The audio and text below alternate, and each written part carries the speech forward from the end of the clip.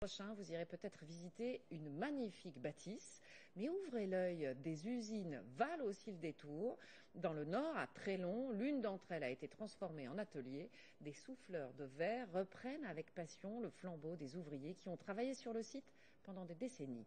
Passion Patrimoine, c'est signé Barbara Six et Patrick Wurstern. Ces cheminées ont craché la fumée du verre en fusion jusqu'en 1977. Aujourd'hui, l'usine est devenue un atelier musée. Qu'on appelle le four Boëtius. Je préfère vous prévenir tout de suite, il est très rare de voir encore un four comme ça de nos jours, puisque généralement les fours anciens comme ça du 19e ont été détruits, soit pendant les deux guerres mondiales, ou soit aux fermetures d'usines. 40 ans après l'extinction de ces géants, deux verriers y perpétuent la tradition selon la méthode de leurs aïeux. Si vous me voyez suer, c'est des sueurs froides. La chaleur, c'est psychologique. Du bout des lèvres, Jean-Baptiste Pinel insuffle l'air à ce qui deviendra un globe de luminaire. Et là, je le maillotche, c'est-à-dire que je lui donne la forme que je veux. Avec le journal? Avec le journal. En fait, c'est ma main qui moule le verre, en fait. C'est comme de la poterie, mais à 1120 degrés. Pour travailler la pâte, il faut manier la canne en permanence. Répéter inlassablement les mêmes gestes, le tour de main du verrier. Et le maître n'est pas toujours celui qu'on croit. Il faut quelques années pour apprendre à dompter le verre, parce que c'est une matière vivante. C'est lui qui nous contrôle, c'est pas nous.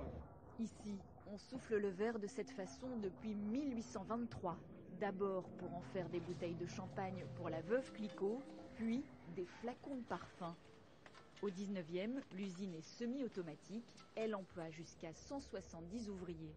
À sa fermeture, on a formé de jeunes verriers pour perpétuer le savoir-faire. On parle de lenteur, on parle de technicité du geste, on parle d'intelligence du geste par exemple. On n'est pas dans les mêmes temporalités. À l'heure d'aujourd'hui, on est plus dans des choses qui vont très vite. On n'a plus de relation à la matière. Et c'est d'autant plus important aujourd'hui justement de témoigner de ces gestes. C'est la découverte. C'est la découverte. C'est joli à voir et c'est très impressionnant.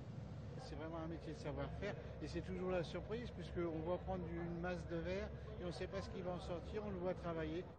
L'atelier façonne maintenant sur mesure, vases, luminaires, bibelots commandés par les designers ou les particuliers. Il n'est pas rare d'y croiser d'anciens ouvriers de la verrerie venus partager leur passion. Voilà, elle va redonner un petit coup quand même, on ne sait jamais. Non, elle est toujours la main, c'est comme le vélo. Dès l'instant qu'on sait en faire, il n'y a pas de problème. Ça continuera tout le temps. D'un morceau de verre, au départ, si on ne sait pas ce qu'on va faire, on tire dessus et puis on arrive à faire quelque chose. C'est vrai. Un tour de magie à découvrir durant les journées du patrimoine et le reste de l'année sur rendez-vous.